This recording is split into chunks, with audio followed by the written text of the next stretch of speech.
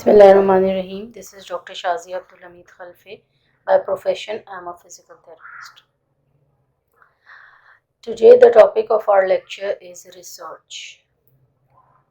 हम देखेंगे कि रिसर्च क्या है, इसकी इम्पोर्टेंस क्या है. What is research? It is a careful consideration of study regarding a particular concern or problem using scientific methods. हम बेसिकली जब भी रिसर्च कंडक्ट कर रहे होते हैं, कुछ साइंटिफिक मेथड्स होते हैं जिसको हम यूटिलाइज करते हैं. हमारा कोई प्रॉब्लम होता है जिसको हमने जो है फोकस करना होता है, और by using these scientific methods we move towards the solution, towards the answer of the question that we have in our mind. Reasons होते हैं कुछ जिसकी वजह से रिसर्च जो है बड़ी इम्पोर्टेंस रखती है. ठीक है, इन रीजंस को समझना बड़ा ज़रूरी है क्योंकि यही हमें मोटिवेट भी कर रहे होते हैं कि हम रिसर्च करें. ठीक है, आप देखोगे कि लोग जो हैं बड़े रिलक्टेंट होते हैं जब रिसर्च डिस्कस कर रहे होते हैं, जब रिसर्च कंडक्ट कर रहे होते हैं. क्यों रिलक्टेंट होते हैं? क्योंकि कहीं पे जो है स्किल्स का फुकदान होता है, कहीं पे जो हम काम करना चाह रहे होते हैं हम वो नहीं कर पा रहे होते. क्यों? क्योंकि हमारे पास रिसोर्सेज नहीं होती. तो ये समझना कि रिसर्च इम्पॉर्टेंट है क्यों, बहुत ज़रूरी है. ठीक है, सबसे जो बेसिक चीज़ है ना वो ये है कि research proves to be contribution towards the knowledge in any field. ठीक है, आप चाहे जो है किसी भी फील्ड से ताल्लुक़ रखते हैं, ये जो रिसर्च है ये हर फील्ड में जो है कोई ना कोई, जिस भी फील्ड में आप रिसर्च कंडक्ट करोगे. ठीक है, जो मेन इम्पोर्टेंस है रिसर्च की वो ये है कि नई नॉलेज को लेकर आते हैं, नई चीज़ों को जो है वो हम लेकर आ रहे होते हैं. हम क्या करते हैं, हम जो है वो नॉलेज बिल्ड करते हैं. और नॉलेज बिल्ड कैसे करते हैं? हम फैसिलिटेट कर रहे होते हैं लर्निंग को. हम जो है वो डिफरेंट इश्यूज़ को देख रहे होते हैं. जब हम रिसर्च कर होते हैं हम अवेयरनेस पैदा करना चाहते होते हैं. हम बिज़नेस अपना, अगर आप कोई बिज़नेस करने जा रहे हो तो वहाँ पर रिसर्च होती है. मकसद क्या होता है? हम चाहते हैं कि हमारा बिज़नेस जो है वो सक्सेसफुल हो. हम चाहते हैं कि हम जो बात कह रहे हैं वो उसकी जो है सपोर्ट में हमें जो है कोई एविडेंसेस मिले. वो कैसे मिल सकते हैं? हम रिसर्च के थ्रू उनको कर सकते हैं. अपॉर्चुनिटीज़ को हम समझें, जो नई फाइंडिंग्स हैं उनको हम समझें. वो कैसे हो सकता है? हम रिसर्च के थ्रू ये सारे काम कर सकते हैं. हम जो है वैल्यूएबल इंफॉर्मेशन जो है उसको शेयर करें. कैसे कर सकते हैं? हम रिसर्च के थ्रू. एंड प्लस हम जो है अपने जहनों को जो है नरिशमेंट प्रोवाइड करें. कैसे? हम जब रिसर्च कर रहे होते हैं तो हम बड़ा डिफरेंटली सोच रहे होते हैं. और ये जो तरीक़ाकार होता है सोच का, yes, it provides it works as nourishment for the mind. Purpose क्या होता है? ठीक है, पर्पस समझना. क्यों कर रहे हैं हम, आखिर क्या वजह क्या है रिसर्च करने की? हम हमारे जो बिजनेस है या हमारी जो ऑर्गेनाइजेशन है, हम कुछ सर्च करना चाहते हैं, कोई क्वेश्चन हमारे माइंड में, हम उसका आंसर तलाश करना चाहते हैं. हम चाहते हैं कि हमारा कोई प्रोडक्ट है, हम जो है उसको लॉन्च कर चुके हैं, लोग उसके बारे में क्या कहते हैं, लोगों के वो काम का भी है, या मैं कोई नई चीज़ लॉन्च करने जा रही हूँ, मैं देखती हूँ वो आया मार्केट में, उसकी ज़रूरत भी है या नहीं है. ठीक है, हमें कोई आर्ग्यूमेंट है, कोई प्रोसेस है, या हमें एविडेंसेस चाहिए किसी चीज़ के लिए, तो हम क्या करते हैं? हम रिसर्च करते हैं. मोटिवेटेड रहना बड़ा ज़रूरी है. क्यों? क्योंकि ऐसा नहीं होता कि आज आपने काम शुरू किया और कल कंप्लीट हो गया. मोटिवेटेड रहना बड़ा ज़रूरी है. क्या क्या चीज़ें एज अ मोटिवेशन काम कर सकती हैं? अगर आप स्टूडेंट हो तो आपको एक मोटिवेशन ये होगी कि हाँ मुझे डिग्री मिलेगी. कोई चैलेंज आप फेस कर रहे हो, आपके जहन में ये है कि यार ये प्रॉब्लम तो मुझे जो है इसको तो मैंने सॉल्व करना ही करना है. ये मोटिवेशन हो सकती है. या कोई क्रिएटिव काम करना चाहते हैं, आप चाहते हैं कि आप कुछ नया करें, और रिसर्च वही होगी ना. आप कोई जो है नई चीज़ लेकर आ रहे हैं, नई नॉलेज लेकर आ रहे हैं. आप चाहते हो कि आपकी फील्ड की तरफ आपका कोई कंट्रीब्यूशन हो. आप चाहते हो कि आपकी जो है रिस्पेक्ट बढ़े. It can also be a motivation to conduct a research. Then significance, importance क्या है आपके काम की? आप जो काम करने जा रहे हो वो आपकी फील्ड को क्या देगा, आपको क्या मिलेगा उससे, क्या हासिल वसूल होगा. इसके लिए दो चीज़ें बड़ी अहम हैं. जब भी आप सिग्निफिकेंस रखो तो प्लीज़ आप जो है, जो आपका स्टेटमेंट ऑफ प्रॉब्लम है, जो आपका प्रॉब्लम है, जो आपका रिसर्च क्वेश्चन है, उसको जहन में रखते हुए सिग्निफिकेंस बनाएं। दूसरा, आप जनरल टू स्पेसिफिक जाएं। आप पहले जो है, जो जो आपका जो भी कॉन्सेप्ट है, जो भी आइडिया है, उसके जनरल एस्पेक्ट को डिस्कस करें एंड देन आप जो है जनरल एस्पेक्ट को जब डिस्कस करेंगे तो बहुत सारी वेरिएशंस आपके पास आ जाएंगी एंड देन आप स्पेसिफिक चीज़ के ऊपर आए ताकि लोग जो है, जो आपका आइडिया है, उसको समझ सकें। कुछ कैरेक्टरिस्टिक्स हैं जो रिसर्च को रिसर्च बनाती हैं, वरना हम सिंपल सर्चिंग तो हर जगह कर ही रहे होते हैं। लेकिन रिसर्च क्या है? सिस्टमैटिक अप्रोच, एक्यूरेसी होनी चाहिए, कुछ रूल्स होंगे, कुछ प्रोसीजर्स होंगे जो हमें फॉलो करने होंगे। द डेटा और knowledge that is derived is in real time data होगा, ठीक है।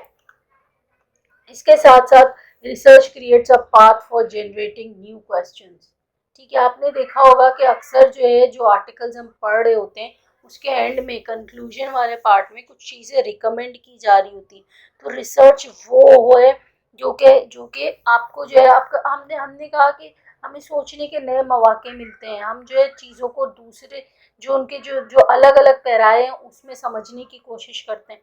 तो रिसर्च जो है वो, उस चीज़ को हम रिसर्च कहेंगे कि वो हमें हमारे जहनों में नए सवालात डाले, हमें कुछ चीज़ें हम रिकमेंड करें, कुछ अपॉर्चुनिटीज़ डेवलप कर सकें। एनालिटिकल होना चाहिए काम को, एनालिसिस हो सके, उसको जो है हम समझ सकें, देन मेजरेबल हो जो भी चीज़ है, ठीक है, ताकि हम कह सकें हाँ ये मेरा रिसर्च है। एक्यूरेसी होनी चाहिए काम में। हम कह रहे हैं कि भाई फलानी चीज़ बढ़ गई, कैसे बढ़ गई? हमारे पास एविडेंसेस होनी चाहिए, एविडेंसेस जैसे लेबोरेटरी टेस्ट हो गए। हम कह रहे हैं भाई ये पेशेंट की जो है शुगर बढ़ी हुई है, कैसे पता चला? हमने टेस्ट करवाया। हम कह रहे हैं कि भाई पेशेंट को बुखार है, कैसे पता चला? हमने थर्मामीटर से चेक किया। एक्यूरेसी होनी चाहिए, इंस्ट्रूमेंट जो आप यूज कर रहे हो इट शुड बी वैलिड।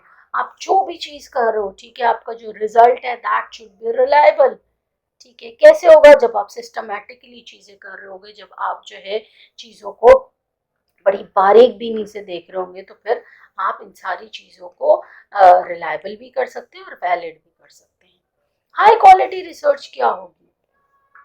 जिसमें आप अपने स्कोप भी बताएं और लिमिटेशंस भी बताएं। हर काम करने में ना कोई प्रॉब्लम लाजमी आती है, ठीक है। जो भी काम आप कर रहे हो तो उसका कोई ना कोई स्कोप होता है, उसको हमने बड़ी अच्छे से डिस्कस करेंगे तो हम कह सकते हैं कि हाँ ये मेरा जो काम है ये हाई क्वालिटी रिसर्च है। Process to be clearly explain करना है, कोई ऐसी वर्डिंग्स नहीं यूज करनी जिसका मीनिंग कुछ और निकल रहा हो, ठीक है। हमें जो है बड़ा बड़ा जो है स्पेसिफिक होना है कि हम जो कहना चाह रहे हैं हम वो ही बोल रहे हैं। इसी तरह से थॉरली प्लानिंग बड़ी ज़रूरी है। जब भी आप रिसर्च करो आपकी प्लानिंग, और प्लानिंग किस चीज़ पे डिपेंड करेगी? आपका जो ऑब्जेक्टिव होगा उसके ऊपर डिपेंड कर रही होगी। रिसर्च क्वेश्चन में क्या चीज़ों की रिक्वायरमेंट होती है? हाईली एथिकल, एथिक्स को आपने नहीं भूलना, ठीक है। आप ह्यूमन बींग्स पे काम करने जा रहे हो, एथिक्स आपने जो है वो कहीं भी नहीं भूलनी। लिमिटेशंस जो भी आपको आई, जो भी प्रॉब्लम्स आपने फेस किए उसको डॉक्यूमेंट करना है। डेटा भी एडिक्वेटली एनालाइज्ड एंड एक्सप्लेन्ड, सही से जो है एनालिसिस करना है और उसको सही से एक्सप्लेन करना है ताकि जो पढ़ने वाला है, जो आपकी रिसर्च को गो थ्रू कर रहा है, उसको समझ में आए कि आप कहना क्या चाह रहे हैं, वो वही समझे जो आप समझाना चाह रहे हैं।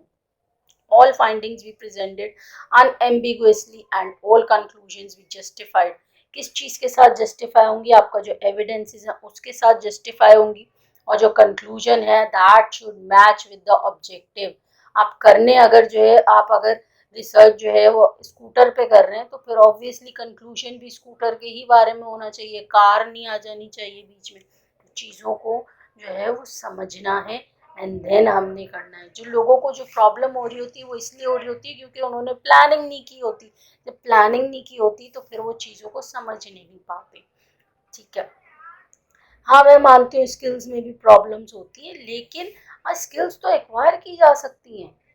Then comes the objective. Objective 3 type के होते हैं, कोई थ्योरेटिकल ऑब्जेक्टिव होगा, कोई थ्योरी होगी उसके ऊपर आप काम कर रहे होंगे, कोई फैक्ट्स होंगे वो सर्च कर रहे होंगे, या कोई चीज को आप अप्लाई कर रहे होंगे, ठीक है। और जिस तरह का ऑब्जेक्टिव होगा ऑब्वियसली जो आपकी कंक्लूजन है that should match with the objectives. Research design, जब आपका जो है आपने ऑब्जेक्टिव सेट कर लिया, अब आपने ये देखना है कि मैं करूंगा किस तरह से। रिसर्च डिजाइन बेसिकली प्लानिंग आपकी जो है उसको शो कर रही होती है। रिसर्च डिजाइन बेसिकली आपको जो है रोड मैप दे रही होती है कि आपने करना किस तरह से है, किस तरह से आप जो है अपने काम को पाए तकमील तक लेकर जाएंगे। ये कुछ टूल्स हैं जो कि हमें हेल्प कर रहे होते हैं, ठीक है, जब आप काम करना शुरू कर रहे हैं। ये कुछ रिसोर्सेज हैं जो हमें हेल्प करेंगी। हमने देखना है कि हमारी एक्सेस है इन रिसोर्सेज तक नहीं है। लाइब्रेरी हो गई, कंप्यूटर हो गया, सॉफ्टवेयर हो गए, टेक्निक्स हो गई, स्टैटिस्टिक्स हो गई, लैंग्वेज हो गई। यस, अब आपने देखा होगा कि जो है इंग्लिश में आपने लिखना है, आपकी अंग्रेजी अच्छी नहीं है, नो प्रॉब्लम, आप इसको इन्हांस कर सकते हो। यू कैन हायर जो जो वो है, अगर आपकी लैंग्वेज में कोई प्रॉब्लम है आप ट्रांसलेटर्स हायर कर सकते हो, आप जो है। लेकिन अगर आपने प्लानिंग सही से की है तो आप इन चीज़ों को एड्रेस कर सकोगे। इसी तरह से टूल्स क्या है, रिसर्च मेथड्स में आपको किन चीज़ों की रिक्वायरमेंट है, ठीक है, उन सबको जो है वो आपने देखना होगा और इनकी जो है हमने लिस्टिंग करनी होगी, ताकि हम हमारे पास जो अवेलेबल है वो, और जो चीज़ हमें चाहिए होगी और अवेलेबल नहीं है उसकी रिसोर्सेज को हम फाइंड आउट कर सकें। इसी तरह से मेजरमेंट, ठीक है, आप ऑब्वियसली हम जो है इसको फिर एनालिसिस में भी तो लेके जाएंगे ना, तो हमें ये भी समझना है कि स्केल ऑफ मेजर क्या है, जो डिफरेंट चीज़ें हम यूज़ कर रहे हैं। नॉमिनल डेटा है, ऑर्डिनल है, रेशियो है, इंटरवल है क्या। प्रोसेस, ठीक है, रिसर्च प्रोसेस जो हम बात करें सिस्टमैटिकली जो है परफॉर्म करना है, तो क्या सबसे पहले तो ये कि हम प्रॉब्लम को अंडरस्टैंड करें। रिसर्च प्रॉब्लम जो आपका है उसको आइडेंटिफाई करना है, उसको जो अंडरस्टैंड करना है, कैसे रिव्यू करेंगे लिटरेचर को, प्रॉब्लम के बारे में जो अब नई चीज़ आपको पता चलेंगी उसको क्लैरिफाई करेंगे, कुछ कीवर्ड्स बनाएंगे, कीवर्ड्स को जो है कुछ कुछ कॉन्सेप्ट्स हमें पता चलेंगे उसको एक्सप्लेन करेंगे। देन हम देखेंगे हम ये रिसर्च करना किस पॉपुलेशन पे चाह रहे हैं, उसमें से क्या डेटा आप जो जो पॉपुलेशन है उसमें से फिर आप सैंपल साइज सेलेक्ट करेंगे, इंस्ट्रूमेंट क्या होगा डेटा कलेक्शन का, ठीक है, डेटा कैसे कलेक्ट करेंगे, कैसे एनालिसिस करेंगे, क्या क्या उसमें टेस्ट लगेंगे, सारी चीज़ें जो है वो हमारे प्रोसेस का हिस्सा होंगी और हमने प्लानिंग करनी है। इसी के साथ साथ एथिकल इश्यूज हैं, ठीक है, ऑब्वियसली आप जो है ह्यूमंस पे रिसर्च कर रहे हो तो कुछ एथिकल इश्यूज भी होंगे, उन एथिकल इश्यूज को एड्रेस करना है, ठीक है। इन्फॉर्म कॉन्सेंट है तो इन्फॉर्म कॉन्सेंट साइन करवाना है, ताकि आपको अगर पूछा जाए तो आप बता सको भाई मैंने तो इन्फॉर्म किया था, जो भी हमारा जो भी पार्टिसिपेंट है हमने उसको एक्सप्लेन किया कि क्या प्रोसीजर होगा, उसको हमने बताया, उसने उसने जो है पार्टिसिपेट करने के लिए एग्री किया। देन रिस्पेक्ट फॉर प्राइवेसी, किसी की प्राइवेसी ब्रीच नहीं होनी चाहिए, कॉन्फिडेंशियलिटी ब्रीच नहीं होनी चाहिए। What is permissible to ask, ठीक है, कुछ एथिकल जो है वो कुछ कुछ कल्चर से रिलेटेड जो है कुछ आपके पास जो है एथिकल इश्यूज आ जाते हैं, कुछ जो है वो जेंडर से रिलेटेड आ जाते हैं, कुछ और इस तरह की चीज़ें होती हैं।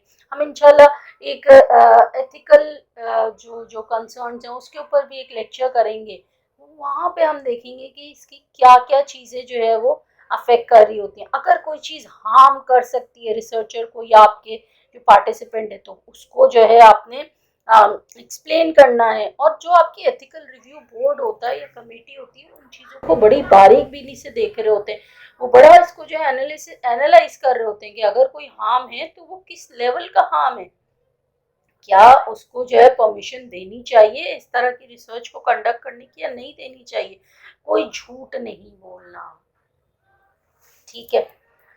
ये था हमारा बेसिक कॉन्सेप्ट ऑफ रिसर्च, ठीक है। These are the references, I hope कि आप लोगों को समझ में आई होंगी चीज़ें, और stay tune for more topics like these. Thank you so much.